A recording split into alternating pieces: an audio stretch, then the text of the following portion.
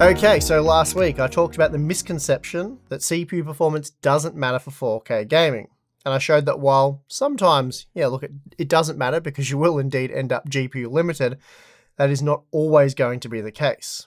So I guess you could say it depends. In short though, the point was more that the resolution shouldn't be the focus of CPU performance and rather the frame rate is more important. Can your CPU achieve your desired frame rate in a given title? This is exactly what we learned from low resolution testing such as 1080p, where the ultra quality settings at 4K, they typically just tell you how many frames the flagship GPU that we're using for testing can actually render, and not how many frames your CPU can throughput.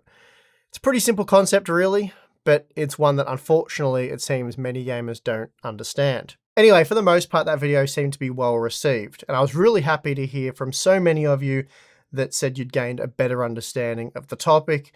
That's really the goal here, so good stuff there. There were, however, a surprising number of viewers that had a different takeaway, let's say, an unintentional takeaway that leads us into an entirely different topic. But before we get to that, today's sponsor spot is brought to you by Thermal Grizzly and their CryoSheet graphene thermal pads, which are an excellent alternative to thermal pastes. They offer very high thermal conductivity with no liquid components, so they can't dry out and therefore don't degrade over time like pastes and even liquid metals. CryoSheet is very easy to use, it's extremely durable, and is available in a range of sizes to suit most applications. I've personally done some high-end GPU testing with CryoSheet, and the results were impressive, very similar in fact to that of liquid metal, but without the mess, and of course, no risk of drying out. So for more information, please check the link in the video description. Okay, so to best illustrate the point I was trying to make in that 4K content, I did go and use an aging but extremely popular 6-core CPU, the Ryzen 5 3600, and I compared that to the Ryzen 7 7800X3D. That's an 8-core 3D V-cache enabled part. Now I mentioned the core count as that is key to why we're here today. A few viewers seem to think that the previous video was evidence that 6-core CPUs really aren't very good for gaming and that you do need a minimum of 8 cores, or really more cores ideally. But that is absolutely not true, and although we've discussed this multiple times in the past, I suppose we're doing it again today. In short, core count within reason doesn't matter for gaming. What really matters is overall CPU performance. If, for example, a quad-core processor existed that could deliver the same multi-core performance as the Ryzen 9 7950X, there's a good chance it would actually be the faster gaming CPU. And this is because the individual cores would be significantly faster, and games for the most part are still primary thread dependent, which sees CPUs with strong single-core performance generally delivering the best gaming performance. It's also a reason why the 7800X3D is so much faster when it comes to gaming than the 7950X. So, claiming that 6-core processors aren't fast enough for modern gaming is wrong, and probably more wrong than saying 6 cores is all you need for gaming. But both statements are technically wrong because really it depends. There are plenty of really fast 6-core gaming CPUs that are faster than relatively new 8, 10, 12, and even 16-core processors. The Ryzen 5 5600X3D, for example, is a better gaming CPU than the Ryzen 9 5950X, and even in demanding games such as Cyberpunk 2077, the 6-core part is around 15 to 20% faster. Meanwhile, the Ryzen 5 7600, which is also a 6-core processor, is typically faster than the 5600X3D and much faster than the 5950X. It's also a lot faster than Intel's Core i9 10900K, which is a 10-core processor.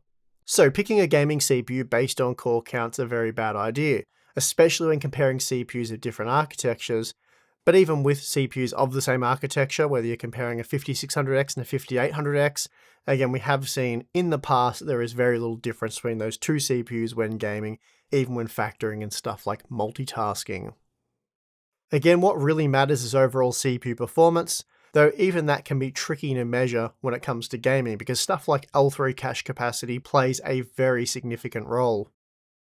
So I've gone back and added the Ryzen 5 7600 to the previous set of results featuring the Ryzen 5 3600 and Ryzen 7 7800X3D. This will not only show us how vastly different these two 6-core Ryzen processors are, but also how the 7800X3D and 7600 compare using different GPUs at different resolutions and quality settings. So let's get into it. Starting with Hogwarts Legacy, using the Radeon RX 7700 XT at 1080p, we find a massive difference between the Ryzen 5 3600 and 7600. Both are of course 6-core processors. The low quality preset with ray tracing enabled is largely GPU limited. The 7700 XT is not a great ray tracing product, but if we look at the ultra results, the 7600 is 21% faster than the 3600, and then a staggering 58% faster using medium before capping out at a 64% margin with the low settings. The 7600 also isn't a great deal slower than the 7800X3D when paired with the 7700 XT at 1080p. Increasing the resolution to 1440p closes the gap between the 7600 and 7800X3D, and now there's next to nothing in it for the most part. The 7600 is still much faster than the 3600 though, especially when using the medium and low quality presets. Then at 4K, most of the data here is heavily GPU limited, especially the ray tracing result. That said, the 1% lows of the 7600 are much better than that of the 3600 once RT is disabled. For example, with the Ultra preset, both averaged 42 FPS, but the 1% lows of the 7600 were 25% stronger, and we saw a similar thing using the low and medium presets. Now, increasing the GPU firepower with the 7900 XT, we see that the 7600 is now 50% faster than the 3600 when using ray tracing, or 58% faster when comparing 1% lows. It was also 52% faster when comparing performance using the Ultra preset, and up to 64% faster with low.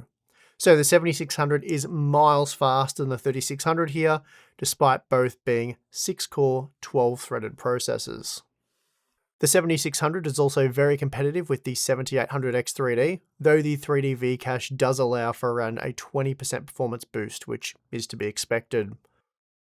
Even at 1440p, the 7600 is a good bit faster than the 3600. Actually, miles faster is probably more accurate, with a 51% increase seen when using the ultra quality settings, making it just 7% slower than the 7800X3D. Then even at 4K, we're seeing some separation between the 3600 and 7600. For example, although the 7600 is only 3% slower when using the Ultra preset, seen when comparing the average frame rate, it is 10% faster when looking at the 1% lows. Then as we lower the quality settings to medium for well north of 60 FPS, the 7600 is now 20% faster than the 3600, as it's able to match the 7800X3D.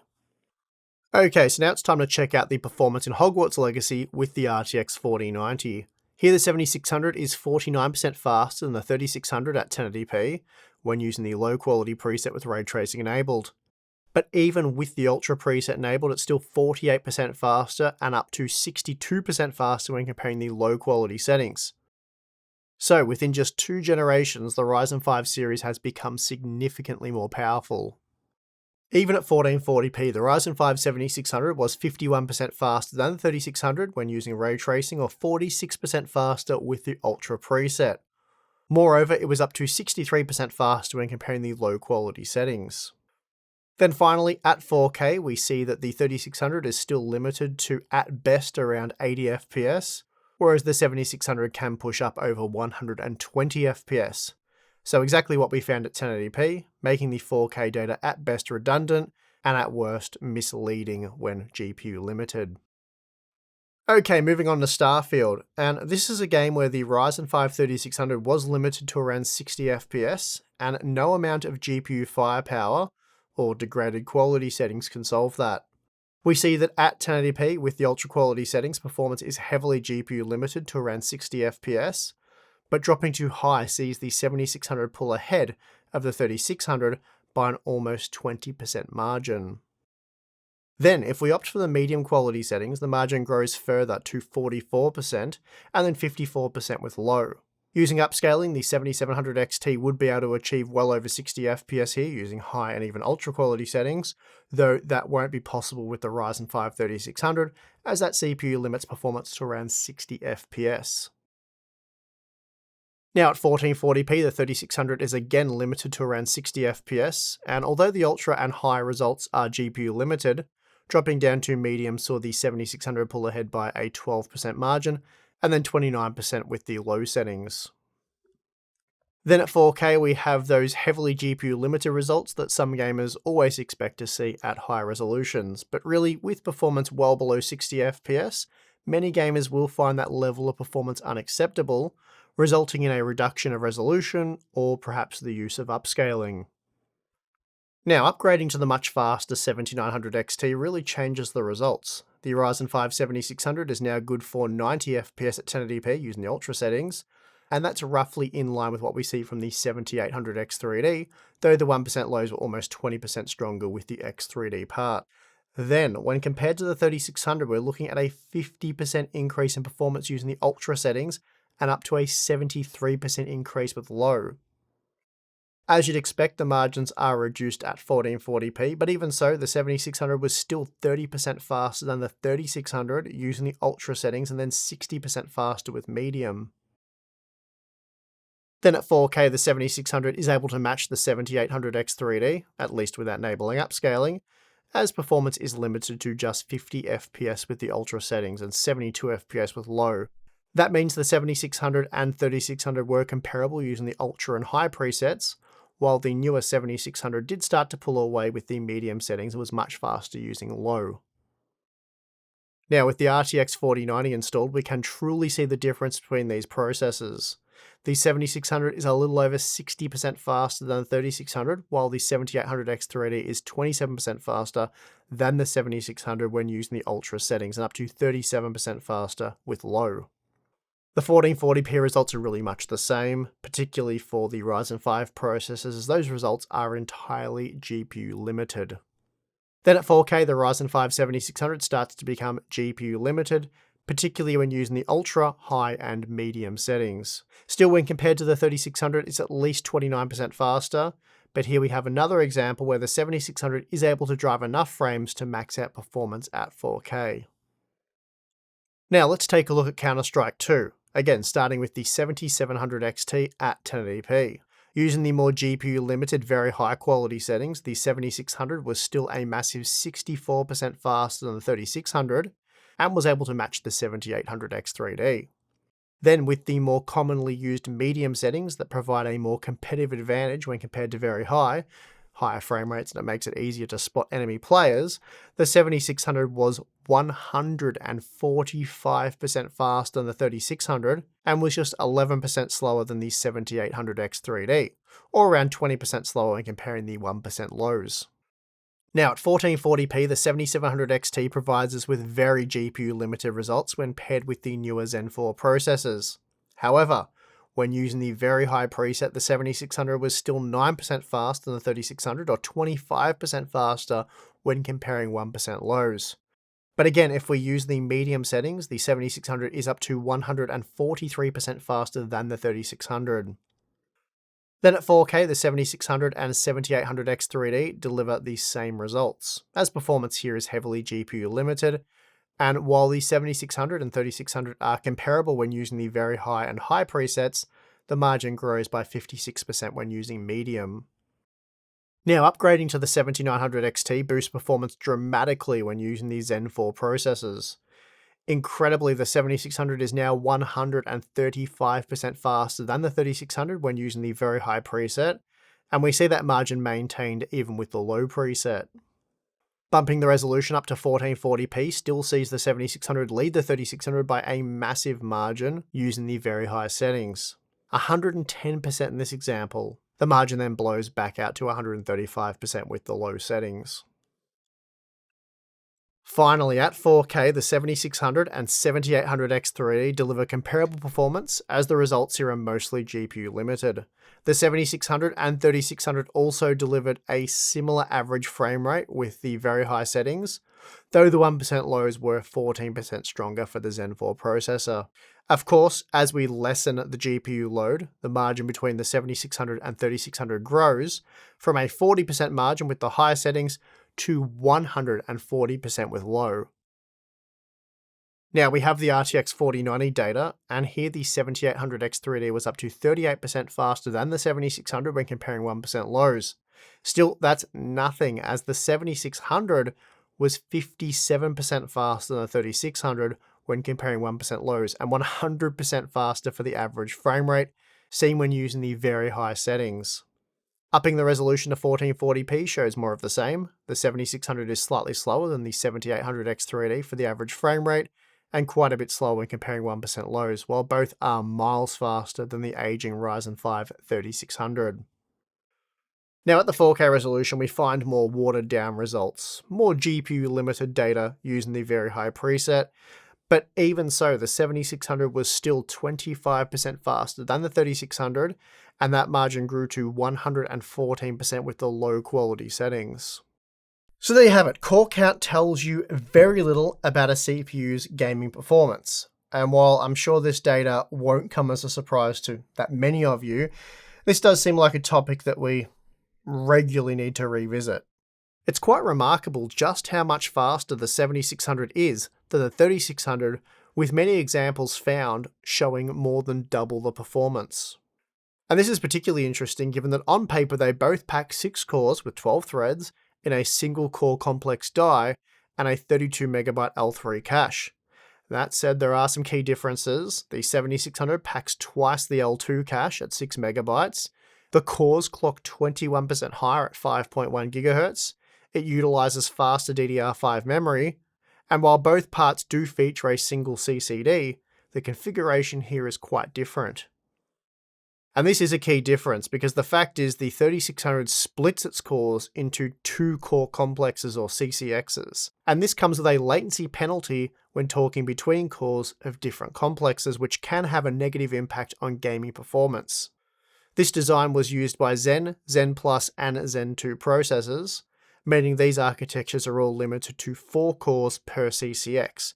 And it wasn't until Zen 3 that AMD upgraded this to 8 cores. So I guess you could say, cores ain't cores, and the 3600 and 7600 are a perfect example of this. Even at the same clock frequency, the Zen 4 based 7600 is going to be much faster. So to say 6 cores is all you need for gaming, or inversely, 6 cores aren't enough for gaming, it grossly oversimplifies the situation, and really both of these statements are wrong, because you guessed it, you don't want to be talking about core count when it comes to gaming performance. I mean, sure, look, dual cores, they might be out now, and quad cores are on struggle street, but powerful 6-core 12-thread processors such as the Ryzen 5 7600 are still being produced and will comfortably beat previous generation higher core count parts when it comes to gaming. As a quick example, the Ryzen 5 7600 is currently a much better gaming CPU than the Ryzen 9 5950X, offering around 15% greater gaming performance on average. Moreover, the 7600 is also equal to the 5800X in terms of multi-core performance, so the 6-core 7600 is equal to the 8-core 5800X for all core workloads. Now, there are a number of other misconceptions that we often run into when hearing from people that believe core count is a critical component of gaming performance. Misconceptions such as multitasking cripples lower core count parts, and clean test systems aren't representative of real-world performance. The claim that those who multitask while gaming will benefit from higher core count CPUs is largely unfounded, and I've not seen anyone making this claim provide any real-world testing or any evidence. So a year ago, I suppose I went and did it for them. Now, I personally have no dog in this fight. If 8-core CPUs are much better than 6-core CPUs when multitasking, and we're talking about CPUs of the same architecture here, then that's great. That's good to know, and we can adjust our recommendations accordingly. But when actually testing this with a 4K YouTube video playing plus Discord screen sharing, I found that if anything, it more often than not eliminates any performance advantage the 8-core processor might have had by creating a system bottleneck. Overall, the performance hit on modern hardware was very small anyway, and if you're doing something much more CPU intensive in the background, it's going to cripple gaming performance to the point where it doesn't really matter if you have 6 or 16 cores, the experience is going to suck either way. As for the misconception that reviewers use clean test systems and therefore the data isn't representative of real-world usage, I'm not really sure where that comes from, but unless your system's loaded up to the gills with malware, this just isn't a thing. I think you're going to find that test systems run a fairly typical array of software, and my personal gaming system probably has less installed on it than our actual test systems. So I think if this is a real-world problem for you, I'd suggest cleaning up your system. It's probably a mess. Finally, circling back to the 4K discussion, as I noted in the previous video covering this subject, there's going to be very little difference between the 7800X 3D and 7600 at 4K, because the Ryzen 5 7600 is already a very fast gaming processor, and even at 1080p the margins aren't that big. For example, in our day one review, we found just a 16% margin. Realistically though, you're probably not tossing up between a 7600 and a 7800X 3D. They're two very different products aimed at sort of different ends of the market. The Ryzen 5 7600, that is an entry-level budget Zen 4 processor, while the 7800X 3D, it's more of your king of the hill type of processor when it comes to gaming, and the price certainly reflects that. The 7600 costing me $190 US right now, whereas the 7800X 3D is more like $370 US. So that's a 95% increase in price for what amounts to about 16% more performance on average, at least based on our day one review data. So you'd only buy the 7800X 3D over something like the 7600 because you want the best of the best. Still, we did see examples even in this testing where the 7800X 3D was up to 37% faster, so it is a much faster gaming CPU, largely thanks to that 3D V cache, but again, it also costs significantly more. I guess you could say if you're comparing two CPUs which are already very close in terms of performance at 1080p, then the difference at a more GPU limited resolution such as 4K, well, it's going to be next to nothing. And then how useful that information is, well, I suppose it depends on the CPUs that you're comparing and of course their price. But that is going to do it for this one. Hopefully those of you who are a bit confused why the 3600 was so slow and thought that maybe it was an aging 6-core processor, or primarily it was because it only had 6 cores and that the 7800X 3D has 8 cores and that's why it was so much faster. Yet not the situation. Or the core count was somewhat irrelevant for that comparison, as we just saw adding the 7600 to the mix. Which maybe, look, I probably should have used the 7600 to begin with and compared that to the older 3600 for that video. Maybe that would have cleared a lot of this up. But yeah, I went with the 7800X 3D because that's the GPU in our test system, and it's the fastest gaming CPU available right now, one of the fastest. So, and I also said in that content, don't fixate too much on the CPU used. Anyway, I think we'll wrap this one up.